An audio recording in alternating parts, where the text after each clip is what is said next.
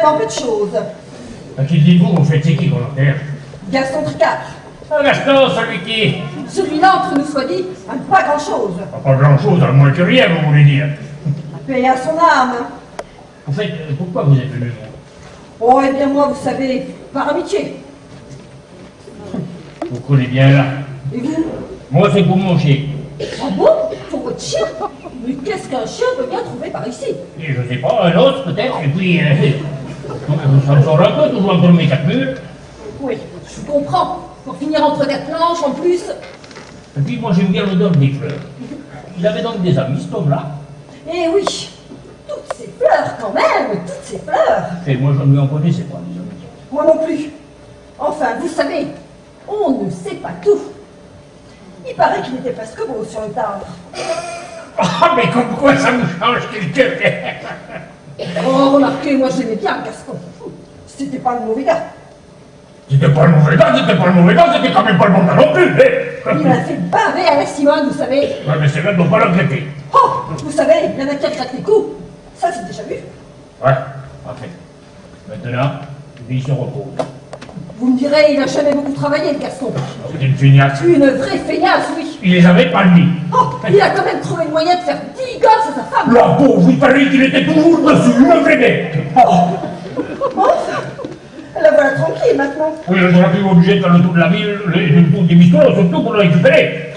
Parce qu'il a... Il t'était, oui, toutes les allocations familiales y passaient.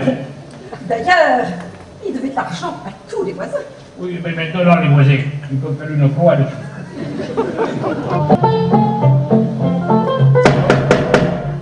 Entrez. Bonjour monsieur, excusez-moi. Peut-être pourriez-vous me renseigner, je cherche ma femme. Ah, c'est pas moi. Oui, ça je le sais. Elle vient d'avoir un enfant. Ah, c'est pas moi. Oui, je le sais. Mais le père, il aimerait bien... C'est pas moi. Ah oui, bien sûr que c'est pas vous, vu que c'est moi le père. Non, mais à l'accueil, ils m'ont dit que je les trouverais chambre 8. Ah, eh bien, les chambres 8. C'est ici. Ah non. Si, il y a le chiffre 8 sur la porte. Oh, faut pas tenir compte de chiffres, il est faux. De toute façon, il est à l'envers. Alors... Ah oui, mais si le 8 à l'envers, ça donne toujours 8. Ah, eh ben, c'est là. C'est bien pour ça que je viens voir ma femme. Eh ben, c'est pas moi. Oui, mais ça, je le sais, mais vous ne ressemblez pas du tout, d'ailleurs. Mais encore 8. Non, mais dites donc, elle est très bien, ma femme. C'est une très jolie femme qui vient d'avoir un enfant. C'est pas moi. Mais oui, mais je le sais, mais je vous demande pas qui vous êtes. Je vous demande si vous savez où je peux la trouver. Oui. Où? Chambre 8. Mais qu'est-ce que nous y sommes, chambre 8? Eh ben, c'est là, alors. Mais non, c'est vous que je vois ici, c'est pas ma femme. Je ne suis pas votre femme. Oh, bien sûr que non. Vous me rassurez, je commençais à avoir un doute. Mais dites-moi, si vous n'êtes pas ma femme, vous pouvez me dire ce que vous en avez fait. De qui? De ma femme. Mais rien du tout. Ah, ne mentez pas. À l'accueil, ils m'ont dit, vous trouverez votre femme chambre 8. Et chambre 8, c'est vous, je trouve. C'est vous l'avez fait disparaître. Mais pas du tout, je me suis fait opérer. Ah, césarienne. Non, appendicite. Et le bébé? Ben, il n'y a pas eu de bébé, ils ont juste trouvé un bout d'appendice, grand comme ça. Comment ça, il n'a pas eu de bébé? Mais non, c'est vous. Mais vous avez eu quoi avec ma femme? Mais rien du tout, je la connais même pas. Mais je pouvais me dire ce que vous faites dans sa chambre. Mais je cicatrise, monsieur. Tranquillement, je sèche. Et vous trouvez ça normal de cicatriser dans le lit d'une personne que vous connaissez à peine? Ah mais pardon, mais je connais parfaitement la personne qui se trouve dans ce lit, puisque c'est moi. Non, ça ne peut pas être votre lit, puisque c'est celui d'une accouchée. Ah mais dites donc, mais elle fait peur. J'espère qu'ils ne se sont pas trompés d'opération. Pas de blague, hein. Je tiens pas avec le père de votre enfant, moi. Mais puisque je vous répète qu'il n'y a pas eu de bébé. J'ai eu l'appendicite, tenez, regardez, il est encore dans le bocal, là. Vous êtes sûr que ce n'est pas un enfant? Je trouve qu'il vous ressemble. Non mais vous m'avez bien regardé. Mais justement, cette rondeur, ce teint rouge, et puis alors, cet air agressif, c'est tout vous, ça. À vous trouver. Oh oui, tout à fait, pas vous. Maintenant que vous le dites. Et puis alors, à cette façon gracieuse qu'elle a nagé dans le formol, je peux vous dire, c'est une fille. C'est vrai qu'elle a quelque chose de féminin. Vous allez l'appeler comment? Ben, je ne sais pas, j'ai pas réfléchi, c'est arrivé si vite. Ah, c'est relatif. Non, plutôt vite. Appelez-la Marina. Pourquoi Marina? Bah, je ne sais pas, comme ça. Comme elle a le pied dans l'eau, je pensais que... Bon. Je vous quitte, je vais m'enseigner à l'accueil pour ma femme. Oui. Mais écoutez, soyez gentil en partant, ne faites pas trop de bruit en fermant la porte, je voudrais pas qu'elle se réveille. C'est ma femme qui va être surprise, elle ne pourrait pas avoir d'enfant.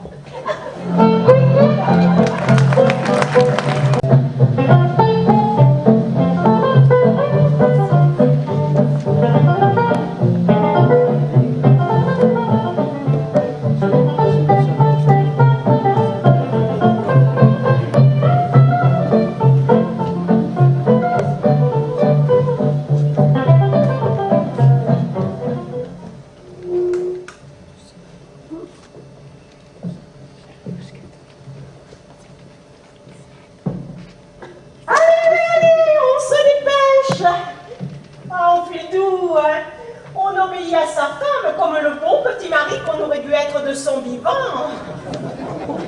N'est-ce pas une merveilleuse idée que j'ai eue là, mon chéri, de te faire incinérer et de faire mettre tes cendres dans un sablier? Tu ne dis rien?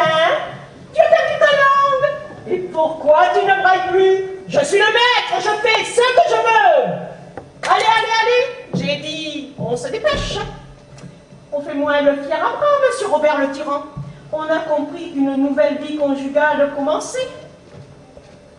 Tu te souviens, mon chéri, quand tu te vantais auprès de tes copains de pouvoir me faire passer par un trou de souris sur un seul geste de toi? Eh bien maintenant, c'est toi qui, sur un seul geste de moi, va passer par un trou d'aiguille. Et en t'en pressant encore. Allez, allez, allez! J'ai dit, on se dépêche. Quand je pense que pendant 20 ans, j'ai pu me laisser tyranniser par ça, 10 cm3 à peine de cette matière grisâtre. Mais c'est fini, hein? C'est bien fini. On va voir qui est le chef maintenant. Tu entends, Robert le tyran? Ton règne est terminé. Maintenant, c'est moi qui décide. 1 minute 12? Mais c'est pas vrai, ça. Alors comme ça, monsieur Robert me compte la minute en 1 minute 12 et il se figure que je vais accepter ces retards comme par le passé? Ah, c'est ainsi. Ah, on fait sa mauvaise tête. Ah, on traîne des pieds. Très bien. On va voir qui tient la queue de la poêle maintenant. J'ai tout mon temps, moi. On recommence. Eh oui, mon chéri. La donne a changé, hein? Maintenant, c'est moi qui commande. Oh, entrez, entrez. Bonjour, madame. Bonjour, mademoiselle. Je viens pour la garde du bébé, là. Oui, c'est un petit garçon. Vous aimez les petits garçons? Oh, oui, bien sûr, ouais. Et comment il s'appelle? Alexander. Alexander. Ah, bah, c'est très joli, hein? Ouais. Et puis, dites donc, on l'entend pas, il a l'air bien sage, hein? Oh, il est sage, il est sage. Il tient sa place, vous savez, il ne faut pas se fier aux apparences. Ah, ça va être tant pis. On fera avec. Et dites, quel âge il a? Eh bien, j'accouche dans 3 mois, il a 6 mois. Ah, ouais, je vois, vous en attendez un deuxième, hein? Non, c'est mon premier, mon petit Alexander. Attendez, je suis pas là pour garder un bébé. Mais si, c'est lui que j'entends, mademoiselle. Mais il n'est pas encore né. Vous voulez déjà le faire garder? Oh, ben bien sûr, il faut bien qu'il s'habitue à vous, mademoiselle. Ah bon, parce que vous pensez qu'il va se rendre compte? Comment s'il va se rendre compte? Mais évidemment, si je vous disais qu'il y a déjà 2 personnes qui sont venues, mais il a été insupportable, des coups de pied là, des coups de pied là, j'ai dû les faire partir. Vous pensez, ils se rendent très bien compte. Ah, et vous croyez qu'avec moi ça va aller? Ah, ça je sais pas, hein, c'est lui qui va décider. Attendez. Alexander, Alexander, c'est maman qui reconnaît très bien ma voix. Alexander, il y a là une très gentille jeune femme qui va être très gentille. Tu ne vas pas donner des coups de pied. Allez, venez, venez essayer. Ouais, mais qu'est-ce que je fais là? Eh bien, dites-lui bonjour. Je lui dis bonjour. Oui. On va lui dire bonjour. Bonjour Alexander, ça va? Oh, vous lui plaisez. Allez-y, continuez, continuez. Ah bon? Oui. Guili, guili, guili. C'est plaisir mon bébé. Oh, c'est super, ça ira très très bien, très bien, vous lui plaisez beaucoup. Mais dites-moi, j'avais une question. Oui. Vous parlez anglais, vous êtes bilingue? Oh, mais écoutez, je dis quelques mots comme ça, oui. Oui, parce que vous savez, il faut qu'il s'y mette rapidement. Vous savez, une deuxième langue, c'est nécessaire. Ah oui, c'est mieux pour lui, hein. Oh oui, oui. Allez, venez, nous allons donc faire un petit essai. Et je parle anglais là. Oui, dites quelques mots. Bien. Hello, baby. Hello. Oh, it's perfect, mademoiselle, perfect. Ça ira très très bien. Vous savez, on ne commence jamais assez tôt l'éducation. À l'âge de 2 mois, j'ai commencé les cours de musique. C'était pour habituer l'oreille. Il fait des petites gammes, il est merveilleux. Ah bon, parce qu'il tient le note. Oh oui, c'est un enfant très très doué. À 4 mois, j'ai commencé l'initiative aux mathématiques. Ça s'est bien passé. Eh bien, dites-moi, c'est une nouvelle méthode, ça, la garde prénatale, parce que alors je ne connaissais pas du tout, hein. Vous connaissez pas? Ah non. Et oui, c'est une méthode américaine. Vous savez, la vie intra-utérine, c'est très important pour la formation, très important, hein. Pour son épanouissement. Oui, et avec son papa, ils s'entendent tellement bien, ils sont comme ça. Ah bon? Et moi, je ne le quitte pas. Je l'emmène au théâtre, je l'emmène au concert. Non. Je l'habitue à la vie sociale. Ah bon? Et dis, au moins, il suit bien tout, partout. Oh, très bien, partout. Mais attention, hein, quand la pièce est mauvaise, il siffle. Qu'est-ce qu'il Oh, la dernière fois, on a fait baisser le rideau. J'ai dû partir. Des fois, il est vraiment terrible. Ah bon? Bon, bah écoutez, madame, moi ça me convient. Je commence quand? Eh bien, vous commencez dès à présent. Vous viendrez 2 fois par semaine. D'accord. Eh bien écoutez, là, il est 3 heures. Et d'habitude, quand je garde les enfants, ben, je les emmène au parc. Parfait. Ben, écoutez, justement, la poussette est là. Vous allez m'y emmener. Il faut bien qu'il s'habitue à vous. Dans la poussette. Allons-y. Eh ben, voilà, hein. Eh ben, c'est parti. Il est temps pour toi d'apprendre le sport. Eh oui, le sport, le seul sport qui mérite d'être appris, c'est le football. Le football, d'abord, ça ne s'apprend pas. Le football, c'est simple. Le football, rien que de dire le nom, t'as tout compris. Dans le football, il y a quoi? Il y a balle. Et la balle, le type dans les cages en face, il faut que tu te calmes, il foot. Football. Voilà. Parce que si tu calmes, il ne faut pas. Eh bien, t'as les glandes. Et le gland de balle, ça n'a rien à voir avec le football. Le gland de balle, la balle est toute petite. Quand la balle est grosse comme une pastèque, alors là, c'est le pastèque-balle. Ça n'a rien à voir avec le football, le pastèque-balle. C'est un sport de gonzesse, le pastèque-balle. Toujours la main au panier. Non, nous, au football, on est plus intelligents. Parce que le football, il y a 4 façons de le pratiquer. Bon, Julien, tu m'écoutes? Non, tu m'écoutes pas, tu joues, là. Je te vois, tu es en train de faire la corde de brume en essayant de souffler dans tes oreilles. Arrête, écoute-moi. La première façon de pratiquer le football, c'est football. Le footballeur, c'est celui qui fait du football. C'est le gars qui va par là quand le ballon va par là, qui se retourne brusquement quand le ballon va par ici. Pour que le type ne traverse pas toute la ville avec son ballon, on lui a mis des lignes blanches. Et on lui a dit, tu restes là. Alors il sort pas. C'est mieux pour tout le monde parce que les spectateurs n'y voient rien dans les stades. Oh, Julien, tu m'écoutes pas? Mais non, tu m'écoutes pas, tu manges des mouches, tu auras plus faim pour te mettre à table. Arrête, écoute. La deuxième façon de pratiquer le football, c'est presque comme la première. T'as le maillot, t'as le short, les crampons. Quand le ballon va par là, tu vas par là. Quand le ballon va par ici, tu vas par ici. Mais toi, le ballon, tu n'as pas le droit de toucher. Non. T'as juste le droit de siffler et de faire les gestes. Ah non, Julien, non, c'est pas flic. C'est arbitre. L'arbitre, c'est le type qui te fait pleurer à la télé parce qu'il est toujours en deuil, tu sais. L'arbitre au football, c'est un peu comme le maître à l'école. Il n'est pas plus malin que les autres. Mais alors, c'est lui qui fait bosser tout le monde et en plus, il distribue les punitions. Eh oui. Et, Julien, non, tu m'écoutes pas, Julien. Ne crache pas dans tes doigts, tu les recolleras pas, les ailes de mouche. Ça sert à rien. Écoute, la troisième façon de pratiquer le football, c'est déjà plus peinard. T'as le maillot, pas forcément le short, tu cours pas, tu tapes pas dans la balle, tu plonges pas dans la gadoue, tu gueules. C'est...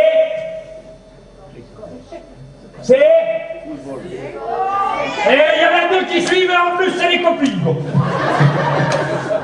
Supporter. Pourquoi supporter? Ah, le supporter, c'est le type qui se lève à 3h du matin et qui se tape 10 heures de quart. C'est pour ça qu'on dit supporter. Il est capable de tout supporter, le mec.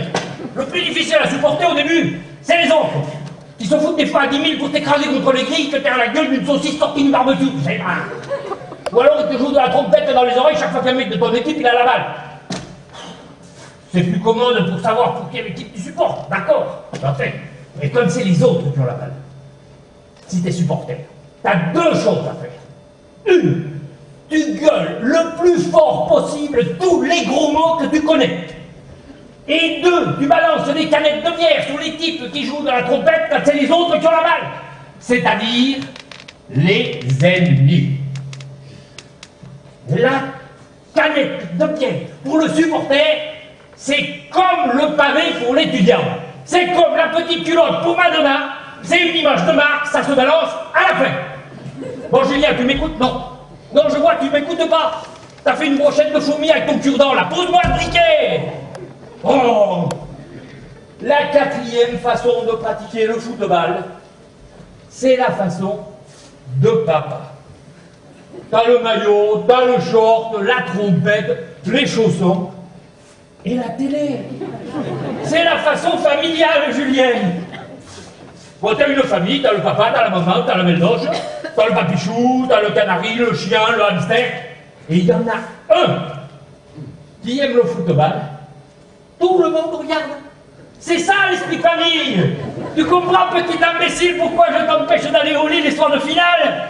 Par esprit de famille. Et pourquoi je te file des beignes quand tu piques du nez pendant les prolongations? Mais pour que tu dises pas que ton père il a rien fait pour toi, imagine que tu rates un pénalty d'ontologie. Mais tu pourrais m'en vouloir toute ta vie. Ah oui. Bon allez, maintenant je vais t'apprendre la technique. La technique au football, c'est super important. Il y a deux choses importantes au football. Le ballon et la technique. Je prends un exemple. Le mec de l'équipe adverse a la balle. Le footballeur nul, qu'est-ce qu'il fait? Il essaye de prendre le ballon. Eh oui.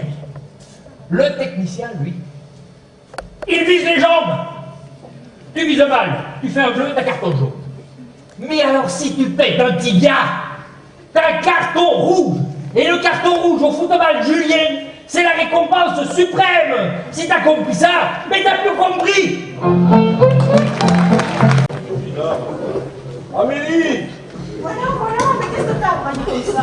Je croyais pas, je t'appelle, où étais-tu? Où pouvais-je être? Parce que j'ai l'habitude de courir le guillotou. Non, mais en fait, tu aurais pu... M'offrir du montage au cinéma, faire les boutiques, m'offrir un gigolo. Mais j'ai pas dit ça. Mais d'ailleurs, c'est pas avec l'argent que tu me donnes que je pourrais m'offrir un gigolo. Oh, ben heureusement, ouais. Quoi, heureusement? C'est pour moi que tu dis ça? Non, c'est pour lui. Ah, c'est que moi, j'en ai rien. Oh, eh bien bravo. Bravo. Alors, tu serais content que j'ai un maman? Mais non, je vais dire tant pis. Tant pis. Alors, je ne suis peut-être plus assez aguichante pour être aimée pour moi-même. Mais si. J'en ai rien. Je le paierai s'il le faut. Pourquoi ris-tu comme un imbécile? Je ris pas comme un imbécile. Je ris, c'est tout. C'est la même chose, pourquoi ris-tu? Parce que tu dis je le paierai. Avec quoi? Je gagne suffisamment ma vie pour t'offrir un être conforme, enfin de leur t'offrir. Gigolo, vas-y, dis-le, gigolo. Soit un gigolo. Et peut-être même deux. Oh, mais il faudrait bien ça. Parce qu'à partir d'aujourd'hui, mon ami, tout va changer. Oh. Quoi? Oh. Bah, tu me dis tout va changer, alors moi je veux dire, je peux dire là quand même. Oui, mais c'est un qui va en dire long. C'est un qui a l'air de dire tout va changer, nous verrons bien, nous serons deux. Je suis le maître et je le prouverai. Voilà ce que signifiait ton A. Donc quand j'ai dit A, ça voulait pas dire autre chose que A. Nous en avons assez d'être vos domestiques. Nous en avons assez de travailler sans être rémunérés. Rému. Quoi, Rému? On dit rémunéré, munéré. Non, je te dirais bien quelque chose, sans être rétribué. Ça te va, rétribuer? Eh bien. Eh ben, c'est une belle. Comment? Nous, pauvres femmes, nous nous tuons à la tâche et nous n'avons comme compensation aucun machin, aucun, Quoi? comment il a dit tout à l'heure, aucun numéraire. Numéraire. Quoi? Dis numéraire. Non, mais dis donc, il faudrait savoir ce que tu veux. Quand je dis nu, tu dis mu. Quand je dis mu, tu dis nu. Sans aucun salaire. Ça te va, salaire? Eh Nous bien. en avons assez d'être des esclaves.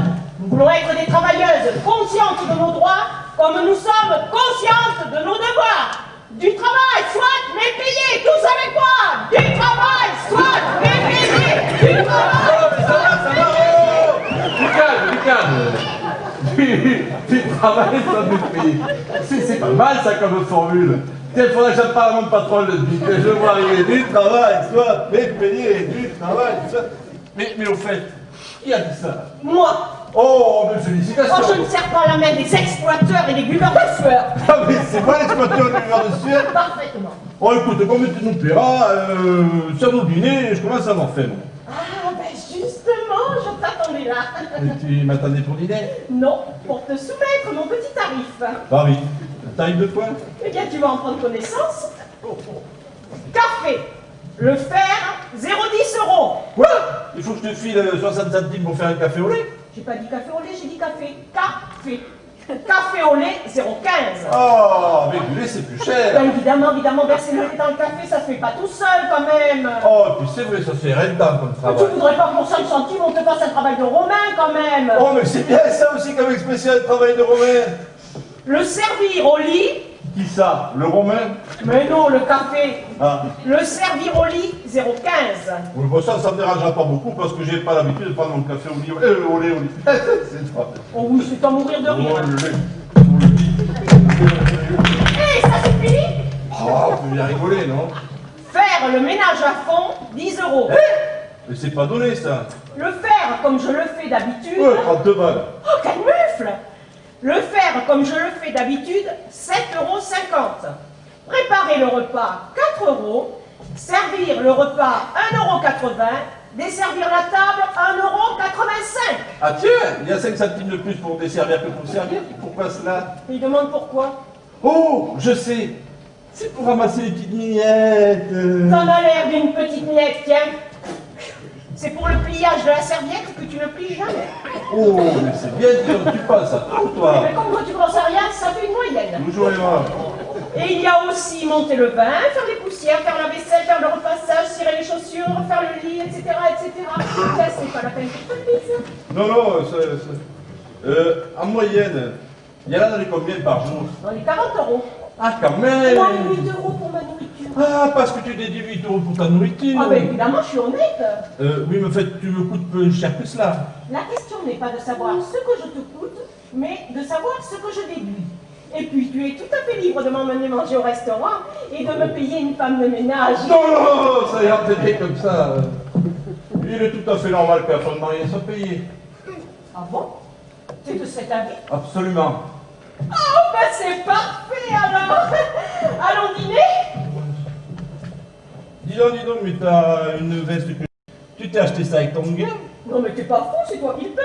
Ah, parce qu'il faut que je t'habille en plus. Bah attends, tu voudrais pas que j'aille toute nue quand même? Non, tu es charmante, ma chère épouse. Un peu chère, mais charmante. Ma chérie. Allez, laisse-moi t'embrasser. Allez, c'est bon. Où veux-tu m'embrasser? Bah ici, voyons, on va pas sortir pour ça. Mais non, sur quel endroit de ma personne veux-tu m'embrasser? Mais j'en suis sérieux. Ah mais parce que le tarif n'est pas le même. Ah bon?